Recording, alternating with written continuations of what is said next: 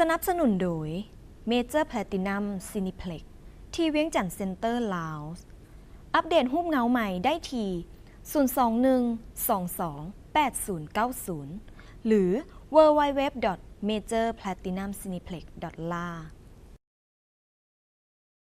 สวัสดีท่านผู้ชมพบกันเช่นเคยกับ Movie Preview และในมื้อนี้ดาด้าก็ยังอยู่ที่ Major Cineplex Platinum อยู่ที่เวียงจันทร์เซ็นเตอร์ซันซีพร้อมแล้วที่จะมาอัปเดตเรื่องราวต่างๆเกี่ยวกับรูปเงาหลายๆรูปแบบเลยมาให้ท่านผู้ชมได้รู้จักกัน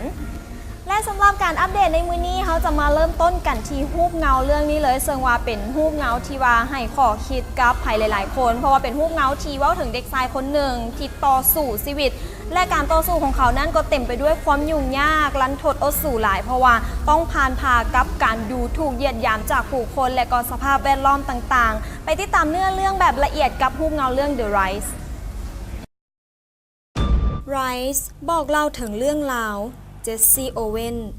ที่นำแสดงโดยสเตฟานเจมส์เด็กหนุ่มจากอลาบามาที่เบิ่งแล้วก็คือกับเด็กหนุ่มแอฟริกันอเมริกันทั่วไปแต่ส่วนหลายในระยะทศวรรษที่30เด็กหนุ่มเหล่านี้ก็ต้องได้หาเลี้ยงตนเองและครอบครัวด้วยการใช้แรงงานทุกๆคนนับตั้งแต่ส่งเครื่องของไปจนถึงลูกจ้างห้านยิบเกิบแต่พระเจ้าคงจะอิตนสงสารเจสซี่เป็นพิเศษเพราะพระเจ้าได้ประทานพรสวรรค์ในการแลนให้กับเขาผลของการแลนไวนั่นเห็นให้เจสซี่ได้เป็นนักกีฬาประจำโรงเรียนเป็นตัวแทนแข่งขันระดับรัฐได้ทุนศึกษาต่อในมหาวิทยาลัยโอไฮโอและกลายเป็นผู้ทำลายสถิติกรีธาหลายประเภทในเวลาเพียง 1-2 ปีแต่ความเป็นคนผิวดำเห็นให้เจสซี่ต้องอดทนกับคำดูถูกเหยียดหยามจากบรรดาหมู่เพื่อนและคนอ้อมข้างเพื่อเกี่ยมพร้อมสู่การแข่งขันในสนามที่ยิ่งใหญ่ที่สุดในโลกนั่นก็คือโอลิมปิกในปี 1936 กีฬาโอลิมปิกจัดขึ้นที่กรุงเบอร์ลินประเทศเยอรมันชาติที่กำลังจะก้าวขึ้นมาเป็นมหาอำนาจโดยการนำของอดอล์ฟ ฮิตเลอร์ผู้ปกครองประเทศด้วยนโยบายชาตินิยมแบบสุดเข่งฮิตเลอร์เชื่อว่าพระเจ้าสร้างมนุษย์ขึ้นมาบ่เท่ากันและเผ่าพันธุ์ที่เก่งกล้าและสมบูรณ์แบบที่สุดคือเผ่าพันธุ์อารยันผิวขาวผู้ที่เหนือกว่าธรรมชาติและเหนือกว่าเผ่าพันธุ์อื่นๆในทุกๆด้านเจสซี่โอเวนได้เป็นตัวแทนจากสหรัฐอเมริกาเข้าแข่งขันกีฬาและประวัติศาสตร์ต้องจารึกไว้ว่าในโอลิมปิกครั้งนี้เขาสามารถคว้าเหรียญคำมาได้ถึง4รายการจากการแลน100 แมตช์200 แมตช์และโดดไก่ไรส์ในความหมายของเจสซี่บ่ได้หมายถึงการแข่งขันแต่มันหมายถึงชาติพันธุ์ที่บ่ได้เป็นฮ้องอารยันคือกับที่ฮิตเลอร์เข้าใจและนี่คือหน้าประวัติศาสตร์โอลิมปิกที่น่าตื่นตาตื่นใจที่สุดรูปเงาเรื่อง Rise กำกับโดยสตีเฟน ฮอปกินส์และเป็นผลงานของผู้แต่งโจ ชาร์ปเนลและแอนนา วอเตอร์เฮาส์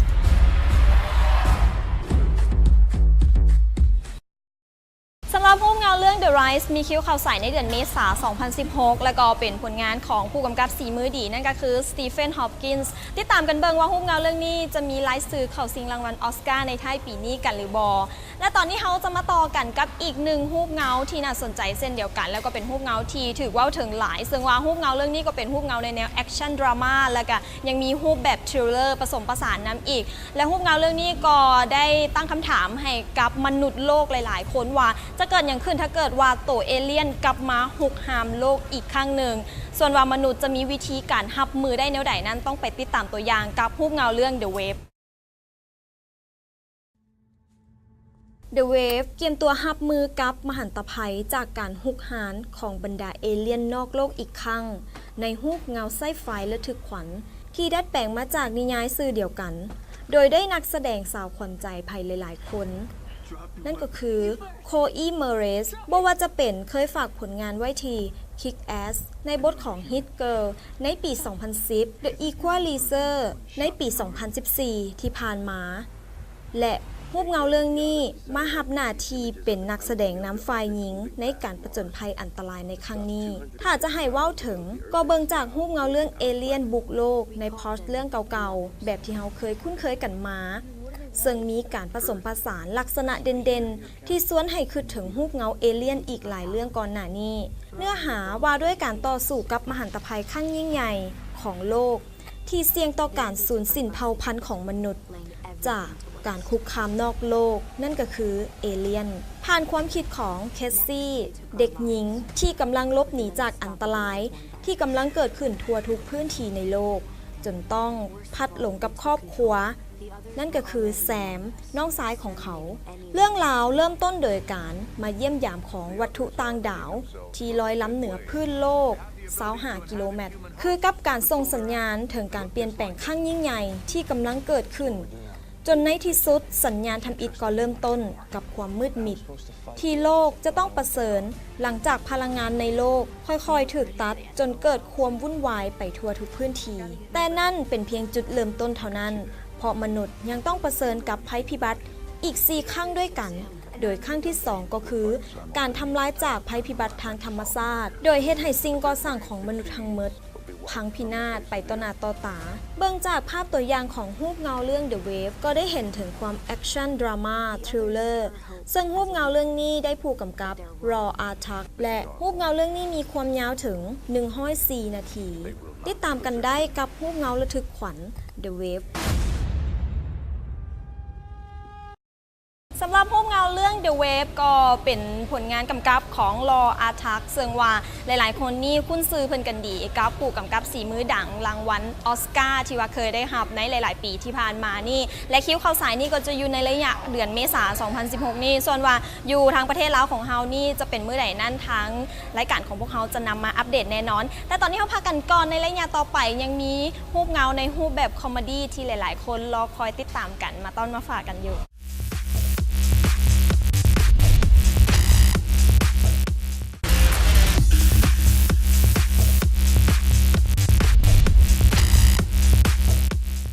สนับสนุนโดย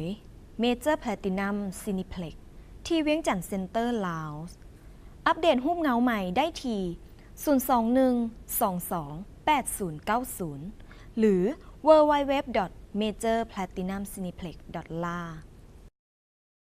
ใครที่ยังหลงไหลรูปเงาทาซานบ่ว่าจะเป็นในรูปแบบการ์ตูนแอนิเมชันหนังสือการ์ตูนหรือว่าจะเป็นมูวี่ต่างๆเนาะในมือนี้นี่ต้องขอบอกเลยว่ามีอีกหนึ่งตัวละครที่จะให้หลายๆคนนั้นเบิ่งและก็ติดตาติดใจบ่น้อยหน้ากันกับรูปเงาเรื่องนี้เลยแต่ว่าก็ยังคงคอนเซปต์ในรูปแบบแอดเวนเจอร์แฟนตาซีกันอยู่คือเก่าไปติดตามเนื้อเรื่องกับรูปเงาที่มีชื่อว่า The Jungle Book The Jungle Book รูปเงาจากผลงานของผู้กำกับจอห์น ฟาฟโรผู้แต่งจัสติน มาร์กและรัดยัตคลิปลิงเรื่องราวที่เว้าถึงเมาคลีลูกหมาป่าการประจนภัยของเมาคลีซึ่งเป็นนักแสดงหน้าใหม่ที่มีชื่อว่านิวเด็กน้อยที่ถูกเลี้ยงโดยครอบครัวของหมาป่าแต่เมาคลีพบว่าเขาบ่เป็นที่ต้อนรับในป่าแห่งนี้อีกต่อไปเมื่อแชร์คานเสือให้ผู้เป็นตาย่านที่มีบาดแผลจากสีมือของมนุษย์ให้เสียงภาคโดยไอดริส เอลบาได้ให้คำมั่นสัญญาว่าจะกำจัดทุกสิ่งทุกอย่างที่เขาเห็นว่าเป็นภัยคุกคามหลังจากถูกขับไล่จากบ้านเพียงหลังเดียวที่เขามีเมาคลีจึงออกเดินทางเพื่อค้นหาตัวเองในการผจญภัยครั้งยิ่งใหญ่โดยได้รับการซี้นำจากครูหูที่กลายมาเป็นอาจารย์บากิราให้เสียงภาคโดยเบน คิงส์ลีย์และหมีผู้ที่มีจิตวิญญาณอิสระบารูที่ให้เสียงภาคโดยบิล เมอร์เรย์ระหว่างทางเมาคลีได้ประเสริญหน้ากับเหล่าสัตว์ป่าที่บ่ได้ให้ความสนใจในจิตใจของเขารวมถึงค่าที่ให้เสียงภาคโดยสกาเลต โจฮันสันงูเหลือมที่มีเสียงที่แตกต่างและจอบที่จะสะกดจิตเด็กน้อยคนนี้และคิง ลูอี้ผู้ปากหวานที่ให้เสียงภาคโดยคริสโตเฟอร์ วอลเคนที่พยายามจะบังคับเมาคลีให้เปิดเผยความลับของพลังอันตรายและอธิบายบ่ได้ของดอกไม้แดงหรือเขาเอิ้นกันว่าไฟเชื่อว่าหากทานผู้ชมทานใดที่ได้เห็นตัวอย่างรูปเงาเรื่องนี้ ก็คงจะคุ้นตาเพราะอาจจะเคยผ่านประโยคเหล่านี้มากันแน่แล้ว โดยประโยคเหล่านี้ก็มาจากวรรณกรรมอมตะผลงานการเขียนของรัดยาร์ดคลิปปิ้งในต้นฉบับหนังสือที่มีชื่อว่า The Jungle Book ในปี 2016 Walt Disney นำทีมโดย Jon Favreau เป็นผู้กำกับสีมือดีที่เคยฝากผลงานมาแล้วใน Iron Man ภาค 2 ได้นำเอาวรรณกรรมสุดแสนคลาสสิกที่เคยถูกดัดแปลงมาแล้วหลายต่อหลายครั้งมาสู่รูปแบบการแสดงที่ผสมผสานกันกับเทคนิคพิเศษที่ดีเด่นเฮ็ดให้คนเบิงได้ตื่นตาตื่นใจกับการผจญภัยสมจริงของเมาคลีเด็กชายเพียงคนเดียวในผืนป่าอเมซอนผู้เติบโตท่ามกลางเหล่าสัตว์ป่านานาพันธุ์ The Jungle Book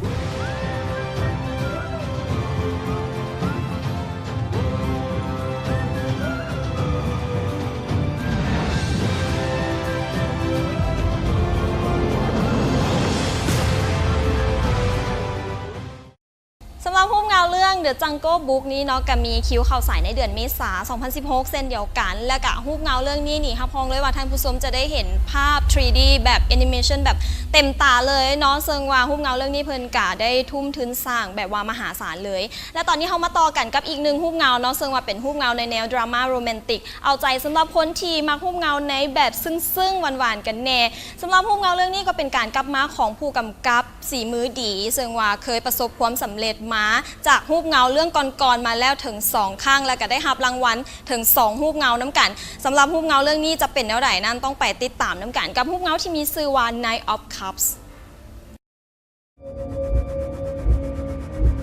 Knight of Cups ได้คิวเข้าสายแล้วกับรูปเงาที่สุดแสนจะดราม่าโรแมนติกจากผู้กำกับเทเรนต์มาริกที่เคยฝากผลงานดีเด่นมาแล้วใน The Tree of Life และ To the Wonder ที่เธอนี่เขากลับมาควบทั้ง2ตำแหน่งโดยกำกับและเขียนบทเองพร้อมกับคนเอาทีมนักแสดงระดับคุณภาพฮอลลีวูดอย่างหลวงหลายเอิ้นได้ว่าเต็มแน่นไปด้วยคุณภาพบ่ว่าจะเป็นคริสเตียนเบลนาตาลีพอร์ตแมนเคทบราเซตฟรีดาพินโตอันโตเนียลบันเดรัสโจเอลคินาแมนโจแมนแกเนโรอิซาเบลลูคัสเทเลซาพาร์เมอร์เวสเบลเล่นิกออฟเฟอร์แมนเบนคิงส์ลีย์และโทมัสเลนเนอร์ที่จะมาร่วมกันถ่ายทอดเรื่องราวในครั้งนี้ที่เถื่อนี่ฮับฮ้องว่าเทเรนต์มาริกจะบ่เฮ็ดให้ท่านผู้ชมผิดหวังกันอย่างแน่นอนถึกจับตาเบิงตั้งแต่ครั้งที่ยังบ่ทันได้เข้าสายถึงแม้นว่าจะเป็นภาพตัวอย่างที่เป็นเพียงโปสเตอร์ก็ตามซึ่งรูปเงาเรื่องนี้หลายคนได้ให้คำวิพากษ์วิจารณ์ว่าเป็นรูปเงาฟอร์มน้อยแต่ก็ได้ดารานักแสดงนำที่เป็นแถวหน้าของฮอลลีวูดและสีมือคุณภาพกันล้วนๆที่มาฝากสีมือสุดยอดให้กับรูปเงาเรื่องนี้และก็ล้วนแล้วแต่เป็นเจ้าของรางวัลออสการ์กันมาดังนั้นการที่จะกล่าวถึง Knight of Cups ว่าเป็นรูปเงาฟอร์มน้อยนั้นคงจะบ่แม่นต่อไปการรับบทบาทของคริสเตียนเบลที่แหวกแนวออกจากบทฮีโร่บ่ว่าจะเป็นแบทแมนและอื่นๆที่เบิ่งแล้วจังใดก็เกือบจะบ่น่าเชื่อเลยว่านี่แม่นคริสเตียนเบลที่กำลังตีบทแตกในรูปเงาเรื่องนี้และนอกจากนั้นก็ยังมีนาตาลีพอร์ตแมนที่บ่มีไผปฏิเสธในสีมือของนางอย่างแน่นอนการันตีด้วยรางวัลออสการ์ดารานำหญิงดีเด่นจาก Black Swan รูปเงาที่เต็มไปด้วยเวทมนต์และการแสดงที่ทรงพลังของลาวและพักดันลาวก้าวสู่ดาราแถวหน้าของฮอลลีวูดนอกจากนี้ก็ยังมีเคทบรันเซตดาราสาวเจ้าบทบาทซึ่งลาวคือสุดยอดนักแสดงแห่งยุคก็มาพิสูจน์สีมือในรูปเงาเรื่องนี้เช่นกันออสการ์2รางวัลที่เราเคยได้รับผ่านมาพร้อมทั้งนักแสดงสมทบอย่างหลวงหลายที่จะมาให้ท่านผู้ชมได้เห็นคุณภาพในการแสดงแบบเต็มๆ Knight of Cups เป็นเรื่องที่เล่าถึงเจ้าชายผู้เป็นลูกของราชอาณาจักรแห่งตะวันออกถูกส่งมาที่อียิปต์เพื่อตามหาไข่มุกโดยขณะที่เจ้าชายเดินทางมาที่อียิปต์แห่งนี้เขาก็ได้ดื่มน้ำจากจอกที่มีคนเอามาให้แต่เฮ็ดให้เขาลืมว่าตัวเองเป็นลูกของพระราชาที่ต้องตามหาไข่มุกโดยจุดจบของเขาก็คือการตกลงไปสู่การลับไหลที่สุดซึ่งเรื่องราวทั้งหมดเป็นเพียงนิทานที่พ่อของริทที่นำแสดงโดยคริสเตียนเบล เล่าให้เขาฟังเมื่อตอนที่เขายังน้อย โดยริชตกเป็นทาสของสังคมฮอลลีวูดและนั่นเป็นเพียงจุดเริ่มต้นของความวุ่นวายของรูปเงาเรื่องนี้รูปเงาได้นำออกมาฉายแล้วอยู่ต่างประเทศในเดือนเมษาส่วนอยู่ทางประเทศลาวก็ไวๆนี่จะเข้าฉายแน่นอนรูปเงาเรื่อง Knight of Cups มีคิวเข้าฉายในเดือนเมษาเช่นเดียวกันแล้วก็เป็นมื้อเดียวกันเลยนั่นก็คือวันที่13 เมษายน 2016 สำหรับท่านผู้ชมท่านไหนที่ว่าอยากจะเบิงรูปเงาในรูปแบบใดนี่ก็สามารถเลือกเบิงกันได้แต่ตอนนี้เอาพากันก่อนในระยะต่อไปเอาใจคอรูปเงาที่มักรูปเงาในแนวตื่นเต้นสยองขวัญหรือว่าในแนว Horror Thriller แบบนี้ดาด้ามีมาต้อนมาฝากแน่นอนติดตามกันได้กับ Movie Preview ในระยะต่อไป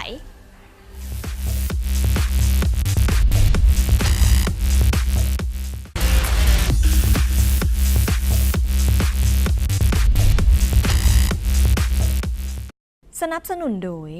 Major Platinum Cineplex ที่เวียงจันทร์เซ็นเตอร์ลาวส์อัปเดตรูปเงาใหม่ได้ที่ 021-22-8090 หรือ www.majorplatinumcineplex.la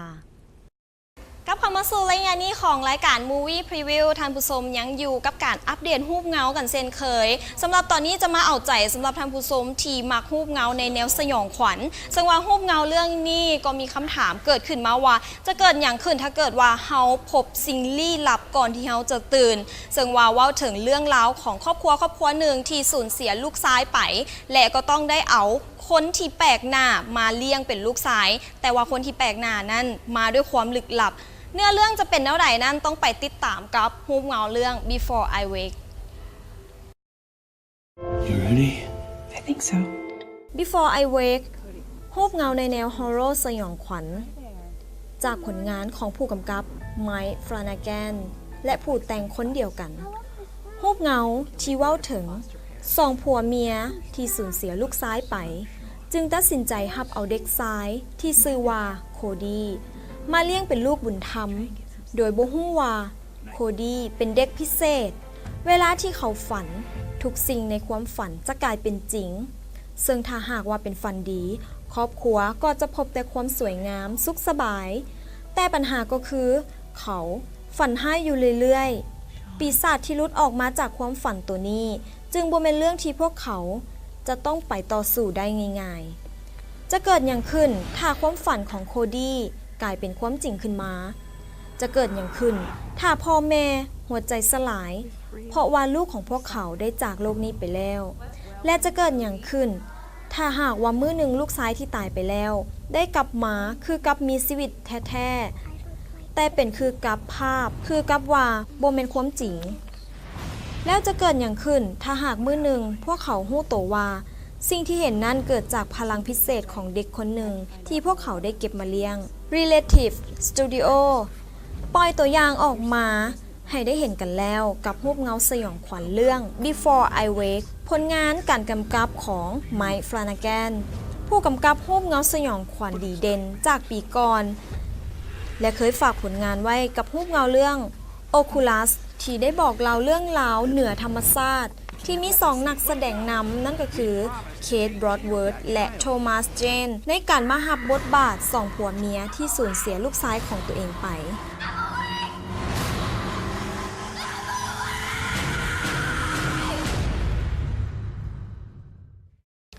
Before I Wake พร้อมแล้วที่จะสยองขวัญบรรดาท่านผู้ชมทั่วโลกเลยในวันที่21 เมษายน 2016 นี้ติดตามกันได้กับ Before I Wake ตอนนี้เรามาปิดท้ายกันกับรูปเงาในแนวคอมเมดี้และกับผสมผสานกับแอคชั่นน้ำอีกท่านผู้ชมจะได้ตื่นตาตื่นใจไปกับภาพแอคชั่นในรูปเงาเรื่องนี้ซึ่งว่ารูปเงาเรื่องนี้ก็มีคิวเข้าฉายในมื้อเดียวกันนั่นก็คือวันที่21 เมษายน 2016 กับรูปเงาที่มีชื่อเรื่องว่า Detective Chinatown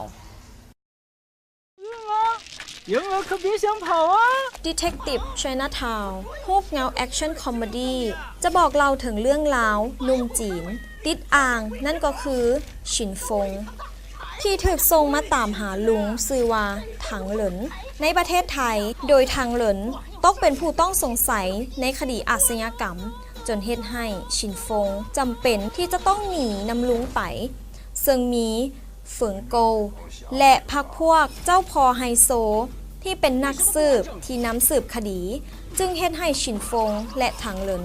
ต้องลบหนีการไล่ล่าของทั้งตำรวจและมาเฟีย ในเวลาเดียวกันรูปเงาจะไปคล้ายๆกับเนื้อเรื่อง Lost in Thailand ที่โด่งดังจากจีนแห่ตามห้อยกันมา และรูปเงาจีนสุดนี้ที่มีชื่อว่า Detective Chinatown ได้รับกระแสตอบรับจากชาวจีนอย่างล้นหลาม เป็นรูปเงาของค่าย Wanda Group ที่ยิ่งใหญ่อยู่ถึงเวทีบันเทิงโลก กวาดรายได้มาแล้ว700 ล้านหยวน หรือประมาณ 10 ล้านดอลลาร์สหรัฐ ภายในเวลา 15 มื้อ และคาดว่าจะยังคงสร้างรายได้ต่อไปอีกหลายอาทิตย์ พร้อมกับสร้างความฮือฮาให้กับบรรดาทานผู้ชมได้เห็นกันกับรูปเงาจีนที่แหวกแนวรูปเงาได้ออกสายแล้ว อยู่ต่างประเทศ ในเดือนเมษาที่ผ่านมา และก็ยังถูกเว้าถึงกันอยู่ต่อเนื่อง Detective Chinatown Detective Chinatown เป็นรูปเงาที่สร้างจากโครงเรื่องที่เคยเกิดขึ้นมาแล้วแท้ๆแล้วก็สร้างจากผู้กำกับที่เคยฝากผลงานกันไว้กับรูปเงาก่อนหน้านั้นก็คือ Lost in Thailand ซึ่งว่ารูปเงาเรื่องนี้จะมีหลายซื้อเข้าชิงรางวัลออสการ์ในท้ายปีนี้กันหรือบ่ก็ต้องติดตามกันเบิง